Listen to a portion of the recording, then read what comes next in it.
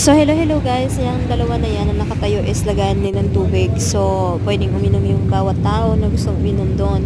So, on the bus na naman tayo guys.